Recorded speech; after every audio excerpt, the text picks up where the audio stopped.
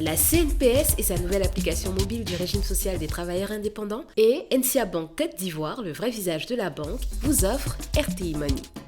Bonsoir à tous et bienvenue dans RTI Money, le magazine qui fait la promotion de l'inclusion financière et qui vous plonge également dans l'univers de la banque, des assurances et de la finance. Zoom ce soir sur la constitution patrimoniale et les solutions d'épargne et d'investissement adaptées à chaque bourse. Et pour en savoir davantage, nous recevons la présidente directrice générale du groupe Addict, co-organisatrice du CEP, le Salon de l'épargne, de l'investissement et du patrimoine. Laetitia Ncho-Traoré, bonsoir. Bonsoir Justine. Merci d'accepter l'invitation d'RTI Money. Vous allez nous donner des clés pour une bonne constitution d'épargne. Mais avant, voici ma team de chroniqueurs. Et ce soir, Soraya nous parle de cours de langue. C'est bien ça? Oui, que ce soit pour des raisons professionnelles, pour voyager ou même pour élargir vos horizons culturels, il est très important de comprendre de nouveaux langages. Et c'est pour ça qu'aujourd'hui, je partagerai avec vous des bons plans pour apprendre de nouvelles langues. Et on en parle tout à l'heure. Avec vous, Christelle, on revient sur un forum qui a eu lieu il y a quelques jours. Le Cyber Africa Forum. C'est bien ça, un forum dédié à la cybersécurité qui a refermé ses portes il y a quelques jours. Et c'est une occasion pour nous de nous intéresser à cette problématique. Est-ce que vous savez qu'en 2022, c'était 1848 attaques ciblant une organisation africaine contre 1164 dans le monde? Et puis, Landry, le monsieur chiffre, ce soir, vous nous parlez du binôme café-cacao. Oui, il y a deux filières qui font partie de la grande famille de l'agriculture, qui représentent près de 22% du PIB de la Côte d'Ivoire. Pour l'année 2022, la filière cacaoyère a vu sa production s'établir à 2,4 millions de tonnes, une production qui est en hausse par rapport à 2021. Et ce soir, je vous donne tous les détails. Et on vous laisse décrypter tout de suite ces chiffres du café et du cacao. Voici EcoChiffres.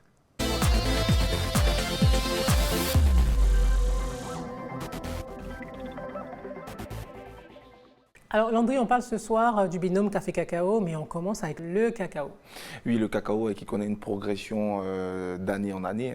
Au 31 décembre 2022, la production cacaoyère ivoirienne s'est établie à 2,4 millions de tonnes contre 2,2 millions de tonnes en 2021. On parle d'une progression de 5,85%, un niveau de production qui permet à la Côte d'Ivoire de confirmer son statut de leader mondial de producteur sur l'ensemble du globe. Il faut dire que la production cacaoyère ivoirienne représente près de 45% de l'offre mondiale.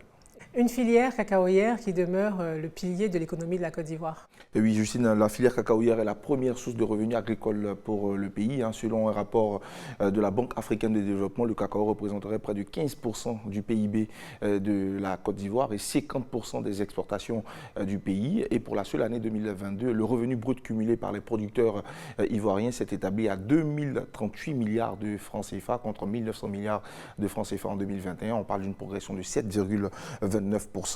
Et il faut rappeler que la filière fournit de l'emploi à plus de 7 millions d'Ivoiriens. Et pour la campagne en cours, c'est-à-dire la campagne 2022-2023, le prix borchant du cacao a été fixé à 900 francs CFA contre 852 francs CFA le kilogramme en 2022. Et on note aussi une hausse de la filière café. Oui, la filière café qui a connu aussi, tout comme le cacao, une progression significative.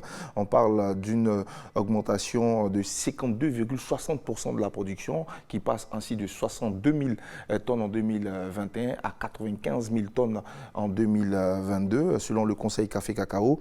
Cela a été possible grâce aux bonnes conditions climatiques et agronomiques qui ont été observées sur l'ensemble du territoire.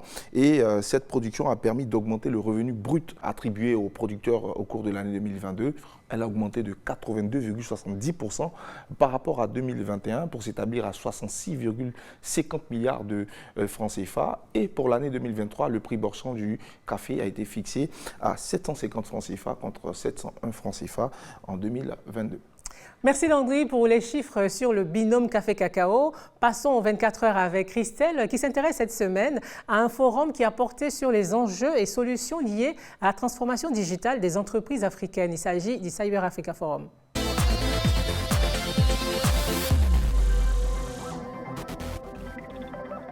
Christelle, avec vous, on parle de cybersécurité. C'est bien ça. Déjà, il faut savoir que la cybersécurité, c'est la pratique qui consiste à sécuriser les programmes, les réseaux, les données, les ordinateurs contre les cyberattaques. On parle aussi de sécurité informatique ou de sécurité des systèmes d'information.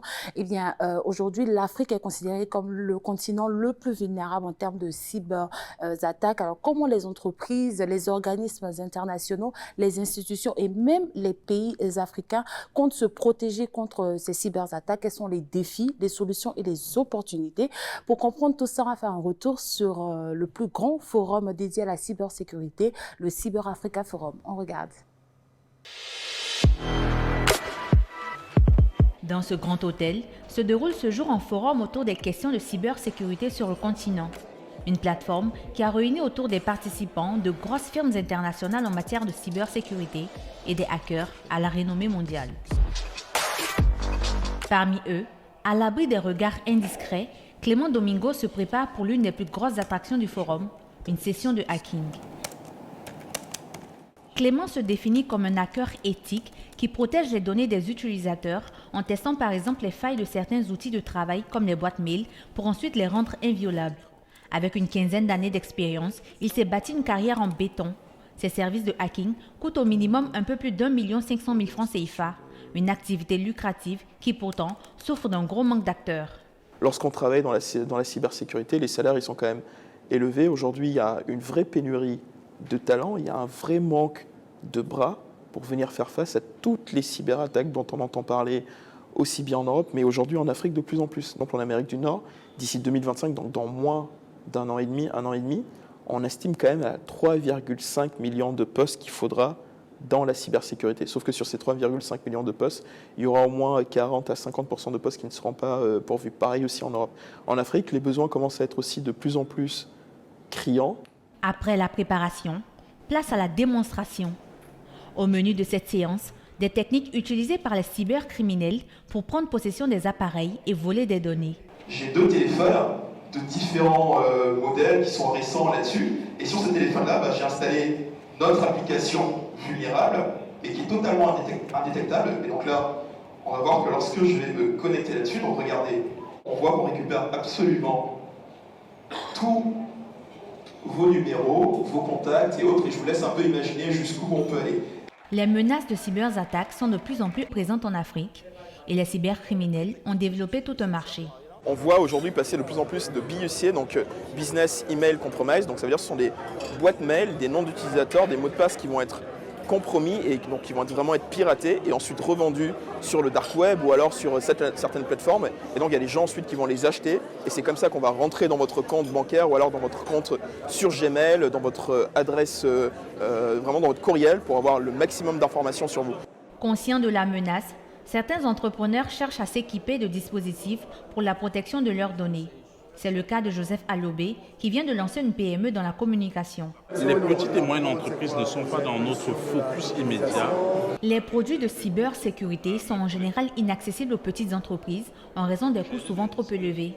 Après plusieurs visites, Joseph finit par trouver une offre adaptée à son entreprise. Dans le cadre de notre métier, on a la manipulation de beaucoup de documents. On peut s'occuper de votre cybersécurité. Les PME, un marché porteur sur lequel se positionne cette entreprise.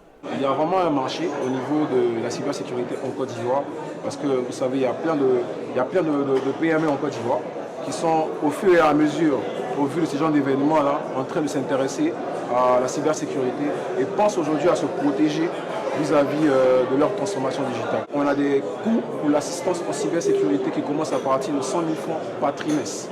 Se prémunir des attaques cybernétiques, une nécessité pour la pérennité de la jeune entreprise de Joseph. Les cyberattaques, ça frappe tout le monde.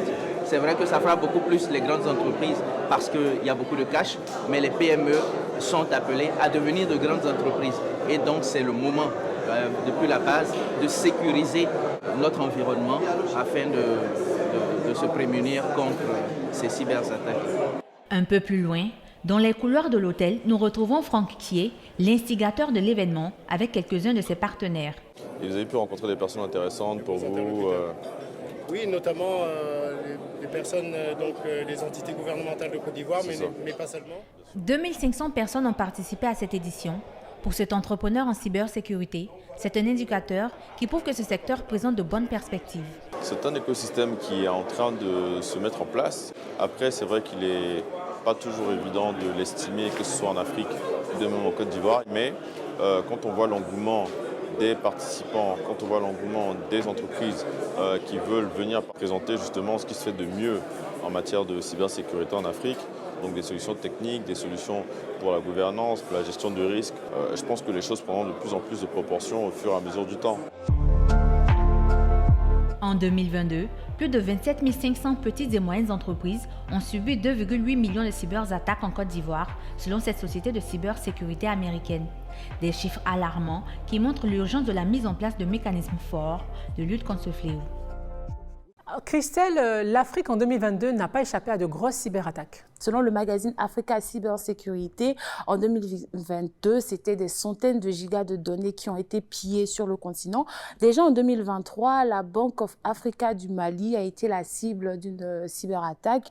On parle de données personnelles, des soldes, des transactions et même des mots de passe de guichet qui auraient été pillés par des hackers qui, figurez-vous, ont demandé une rançon de 10 millions de dollars, soit un peu plus de 6 milliards de francs CFA en contrepartie de ces données personnelles. En octobre 2022, c'était l'autorité de régulation des télécommunications du Sénégal, l'ARTP, qui avait été victime d'une cyberattaque. Là, on parlait de centaines de gigas de données qui avaient été pillées. Et elles étaient nombreuses, les entreprises spécialisées en cybersécurité, à ce forum-là. Effectivement, Justine, j'ai décidé de vous parler de 3 de ces entreprises. La toute première est une entreprise qui a son siège social ici même en Côte d'Ivoire. C'est une entreprise qui fournit des technologies de sécurité, des intégrations de solutions informatiques pour les entreprises.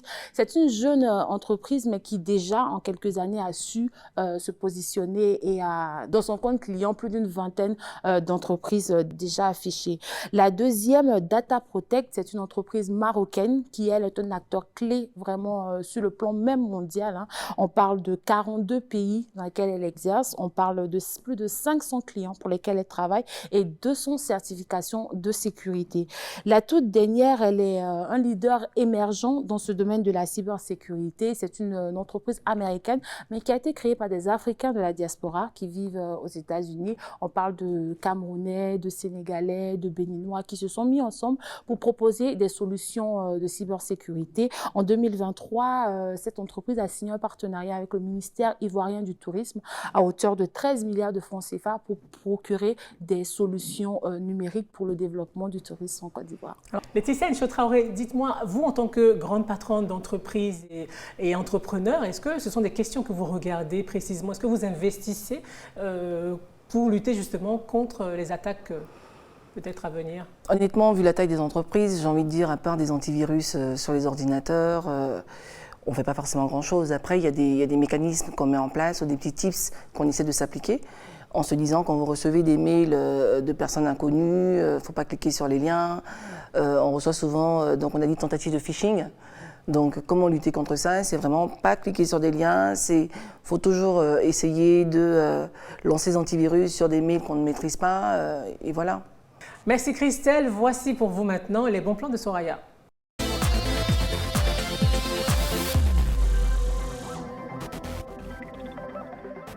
Soraya, vous nous apprenez à devenir polyglotte et quels sont les bons plans que vous avez pour nous?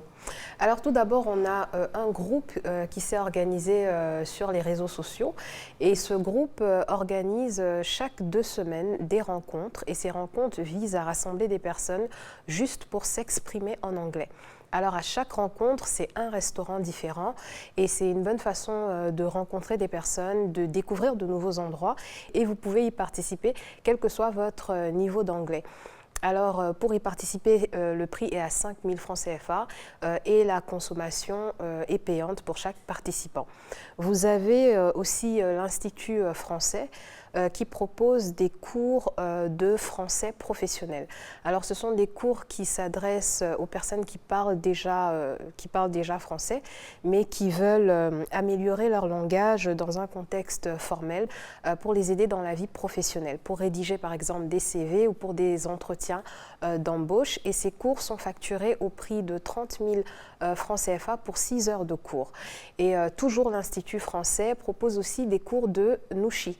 Alors ce sont des cours pour les personnes qui sont étrangères ou même pour des Ivoiriens qui ne sont pas forcément familiers à ce langage, l'argot ivoirien, le Nushi. Et ces cours sont facturés au prix de 50 000 francs CFA pour 9 heures de cours. Alors, il y a vraiment une industrie qui se développe autour du Nushi?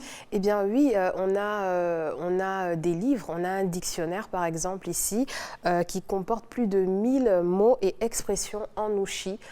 Traduit en français, et on a de plus en plus d'applications comme cette application par exemple où vous pouvez trouver des mots en Nushi, où vous pouvez trouver la définition de certains mots en Nushi. Vous pouvez trouver des mots comme s'enjailler, s'amuser, des mots comme yafoy. Vous savez, allez, léger, facile. Léger, voilà. Ensuite, vous avez des cours de chinois. Si vous êtes intéressé par le mandarin, vous pouvez vous rendre à l'Institut Confucius qui est au sein de l'université Félix Houphouët-Boigny. Ces cours sont donnés gratuitement et vous pouvez apprendre des mots comme bonjour en chinois, ni hao ou bien merci, chéché. Et puis vous avez aussi le Centre américain qui propose des façons ludiques d'apprendre l'anglais. Comme des présentations de films, des ateliers de conversation ou même des discussions culturelles. Et c'est vraiment ouvert à tout le monde, aux étudiants, aux adultes. Et ce sont des cours qui sont donnés gratuitement aussi. Merci Soraya. Nous marquons à présent une petite pause et on revient juste après la page pub. À tout de suite.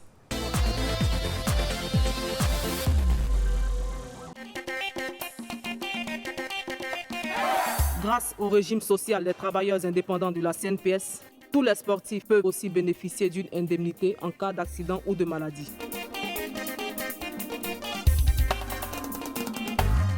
Ami a cotisé 600 francs par jour et elle reçoit 75 000 francs par mois depuis son accident. Travailleurs indépendants, payez vos cotisations sans frais via MTN Momo, Wave et Orange Money. La CNPS, maintenant, c'est pour tout le monde. Je suis Cristal, votre carte prépayée sans compte bancaire. Il suffit d'un rechargement et hop, je suis prête. Je suis le compagnon idéal pour vos achats sur Internet, vos achats en magasin, transférer de l'argent, vos séjours à l'étranger, régler vos factures. Et ce n'est pas tout, j'ai bien d'autres atouts. Réception d'alerte SMS, plateforme de gestion de votre compte, la 3D Secure pour la protection de vos avoirs. Je suis utilisable à tous les guichets en Côte d'Ivoire et à l'étranger. Plus d'infos, 80 200 800. NCA Bank, le vrai visage de la banque. Vous êtes devant RTI Money et nous avons maintenant rendez-vous avec notre invité cash, Laetitia Ncho-Traoré, PDG du groupe Addict, pour parler d'épargne et d'investissement. Alors, on sait que vous êtes co-organisatrice du Salon de l'épargne, de l'investissement et du patrimoine. Quelles ont été les motivations de création de ce salon? Écoutez, je pense que de façon générale, j'ai envie de dire, c'était pour faire de l'éducation financière. Je pense que c'est plus simple parce qu'on est parti du constat avec mon co-host que vous avez beaucoup de gens qui ont gagné beaucoup d'argent et puis qui se retrouvent à leur retraite sans forcément avoir bien préparé leur retraite et qui n'ont pas forcément d'argent. Donc après, quand on a parlé des questions d'inclusion financière, on s'est rendu compte qu'il y avait quand même aussi beaucoup de gens qui étaient hors du système et qu'il fallait une éducation financière et donc un salon de ce type composé à la fois donc de panels en session plénière, de masterclass, de CEO Talk, de stands, d'expositions pour aller au contact donc, de la population. Et c'était le lieu de mettre en relation les acteurs du marché et le public. Donc c'était ça fait partie des nombreuses raisons pour lesquelles nous avons créé ce salon. Et après 5 éditions, quel est le bilan que vous faites? Écoutez, moi je trouve qu'il est très positif parce que si on regarde 5 éditions après, c'est quand même plus de 15 000 personnes qui sont venus, c'est plus de 150 conférenciers. En termes de portée, par exemple, en termes de communication, on dépasse les 2 millions de portées. Enfin, je trouve qu'on sait qu'il y a un impact vu le nombre de demandes, puisque comme on lance des sondages régulièrement auprès de ces personnes-là, on a le retour des personnes de façon positive en tout cas. Alors justement, parlons de retour positif. Est-ce que vous, de votre position, vous pensez que les Ivoiriens épargnent? Moi, je pense que oui. Les gens épargnent, tout le monde épargne, parce que de la preuve, il y a tellement de véhicules d'épargne. La tontine, c'est une épargne. Simplement, la notion, c'est qu'elle n'est pas rémunérée. Donc, les Ivoiriens épargnent. Mais après, je pense qu'il y a une partie qui épargne. C'est comme partout ailleurs. Il y a une partie qui épargne et il y a une partie qui devrait mieux épargner. On va dire quelles sont les 3 grandes règles, ou les 5 règles pour se lancer. C'est d'abord décider. Ensuite, il faut être concentré.